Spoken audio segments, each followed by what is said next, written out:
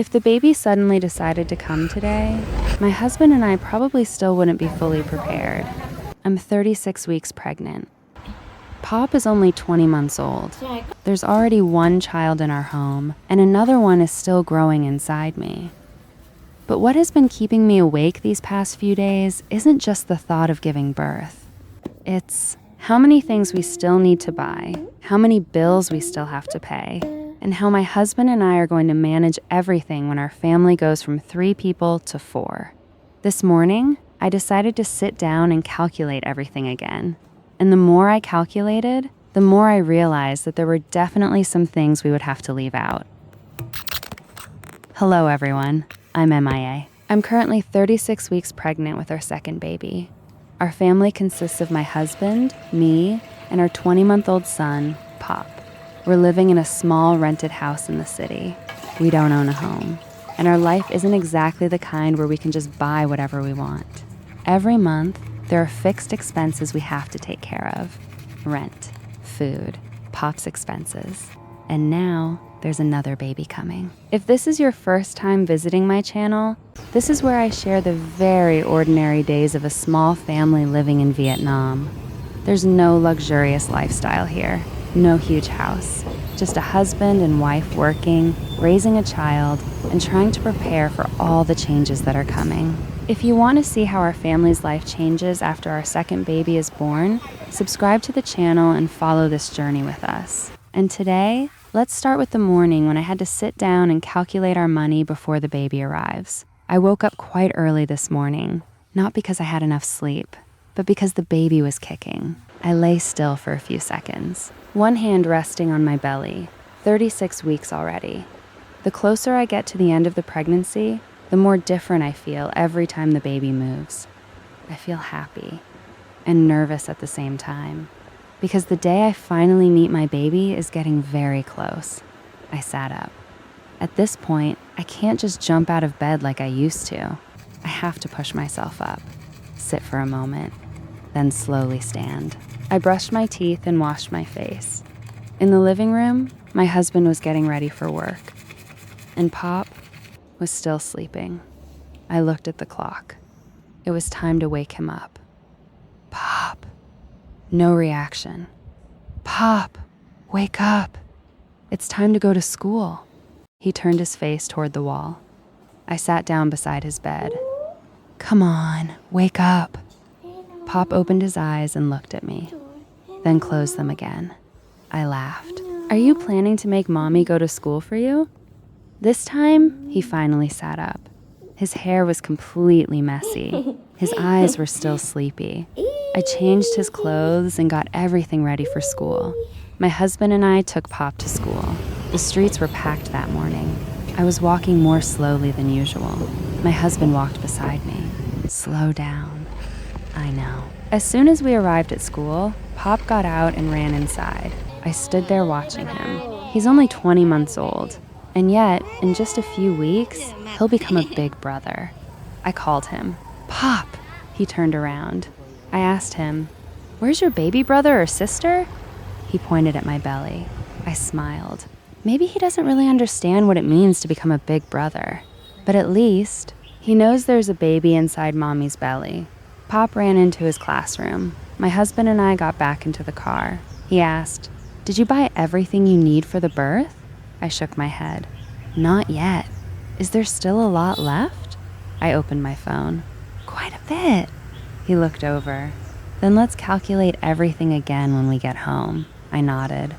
It was such a normal thing to say. But from that moment on, I couldn't stop thinking about the list on my phone. When we got home, I opened the list of everything we still needed to prepare. Newborn clothes, diapers, baby supplies, things for me. And then there are all the expenses that will come after the baby is born. I scrolled through every item. Some things had already been bought, some hadn't. There were things I really wanted to buy, but they weren't absolutely necessary yet. I opened our bank account, looked at the amount of money we had. Then I looked back at the list. I grabbed the calculator, calculated everything once, then calculated it again. There was one item I had planned to buy for a while. I looked at the price. After a few seconds, I removed it from the list. Not because it wasn't good, but because we didn't really need it yet. My husband walked past. He asked, "What did you remove?" "This." "Why?" "We don't need it yet." He looked at it for a moment, then nodded. "Okay, we can buy it later if we need it." We both understood. Once you have a young child, you realize that you can't buy everything you want right away. After dropping Pop off at school, my husband and I went to the market. Today, we were only buying enough food for one day. I picked out some meat, some vegetables, and a little fruit. I picked up a bag of meat, looked at the price, then put it back down. My husband asked, "You're not getting it? We still have some at home." He didn't say anything. I chose something else. In the past, when I went grocery shopping, sometimes I would just buy whatever I liked. Now, before putting something into the shopping bag, I think twice. It's not that every single item is too expensive. It's that many small expenses can add up to a surprisingly large amount. While we were walking, I noticed a baby item.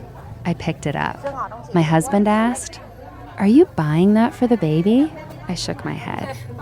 "No, we don't need it yet." I put it back, and we kept walking. After the market, we stopped to get some steamed buns.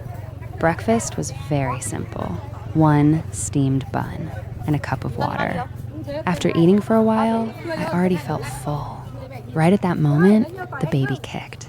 I stopped, put my hand on my belly. My husband looked over. "Kicking again?" "Yeah," I smiled. Sometimes my mind is filled with everything. Money, things we need for the birth, the kids, the day I'll give birth. But one little kick, and everything suddenly stops. I looked down at my belly. "Wait until mommy is ready before you come, okay?" My husband laughed. "The baby can't hear you." When we got home, I started cleaning the room. That was when I really noticed something. Our house was already small. Most of one corner was filled with Pop's things. Clothes, toys, books, all the little things he had used over time.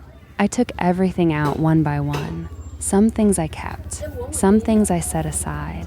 Some of the clothes Pop had only worn for a short time were already too small. I folded them up. Maybe the baby could use them later. I looked at the corner of the room. That used to be Pop's space for his things. Now, part of it had to be given to the baby. I moved things around, little by little. We don't have a separate room for the baby. We're not buying a brand new wardrobe either.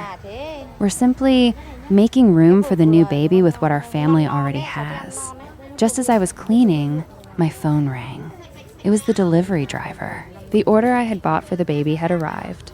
I went downstairs to get it, carried the box upstairs, put it on the table, opened it. Inside were the things I had been waiting for over the past few days. I took everything out one by one. A baby bottle, some baby supplies, tiny little things. I held them in my hands and looked at them. I was genuinely happy. But then I looked at the list beside me, and there was still a whole bunch of things we hadn't bought. I opened the receipt, looked at the total again. My husband came out from the other room. "How much was it?" I showed him. He looked at it, then asked, "What about the money for the hospital and delivery?" I stayed quiet for a few seconds. I'm still figuring it out. That was when the two of us sat down. Neither of us said much. We just opened the phone and started calculating everything again. I opened the list. "We don't need this yet. Remove it. That one can be replaced with something we already have. Keep it. That one can wait. Put it aside." The two of us went through everything and divided up the expenses. Nothing dramatic happened. But it was moments like this that made me realize how much planning a family with young children actually requires. One item might cost a few dollars. Another might cost a little more. Individually, they don't seem like much. But when you add everything together, it's different. My husband said, "If we're missing anything, we can buy it later." I nodded. Yeah, but there was one thought in the back of my mind. A baby can't be told to wait until mommy has enough money before deciding to be born. I took out the baby's clothes and placed them next to Pop's old clothes. On one side were the clothes of a 20-month-old little boy. On the other were clothes for a baby who hadn't even been born yet. Looking at the two piles side by side, I couldn't help but smile. Pop is still so little. He still needs mommy to carry him. He still needs mommy to hold him. There are still mornings when he refuses to get out of bed for school. And yet, soon, mommy will have to spend a lot of time taking care of the baby. I'm afraid Pop might feel sad. I'm afraid he won't understand why mommy suddenly becomes so busy. I'm afraid there will be moments when he calls, "Mommy," and mommy is holding the baby. That's why, from now on, I'm trying to spend as much time with Pop as I can. I don't need to buy him anything extra. I just need to play with him, hold him, eat with him, be there for him. It was getting close to the time to pick Pop up. I looked around the house. The baby's things had been moved into one corner. Pop's things were more organized too. The house was still small, but at least there was now room for one more person. I sat down to rest. The baby kicked again. This time, it was stronger. I put my hand on my belly. 36 weeks. I started thinking about the actual day of delivery. What if I had to go to the hospital tonight? Would everything be ready? Where were the documents? What about Pop's things? What about the money? I opened my phone and checked everything again. There were still a few things left to prepare, but it was okay. We couldn't prepare everything in one day. I went to pick Pop up. As soon as he saw me, he ran over. "Mommy!" I bent down to hug him. With my belly this big, bending down isn't easy anymore, but I still tried to hold him for a long time. On the way home, Pop talked about all kinds of things. There were things he said that I didn't even understand, but I still listened. When we got home, he saw the new things. Pop picked up a baby bottle. I told him, "This is for your baby brother or sister." He looked at the bottle, then looked at mommy's belly. "Baby?" "Yeah, for the baby." Pop put the bottle down, then ran off to play. I stood there watching him. For Pop, everything probably still felt completely normal. But for me, it wasn't.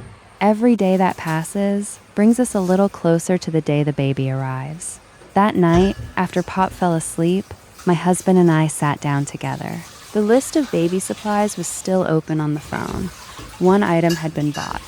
One had been removed. One would have to wait. And one was something we absolutely had to prepare. My husband asked, "How many weeks are left?" I said, "I don't know." He laughed. "Then we'll just prepare whatever we can." I smiled too. Honestly, there wasn't much else we could do. We don't have a big house. We don't have a huge amount of money to buy everything at once. And we don't have anyone nearby who can take care of everything for us. We figure things out ourselves. If something is missing, we buy it later. If we're tired, we rest. And day by day, we prepare for the day our baby arrives. That night, I went into the room and looked at Pop while he was sleeping. He was lying sideways across the bed.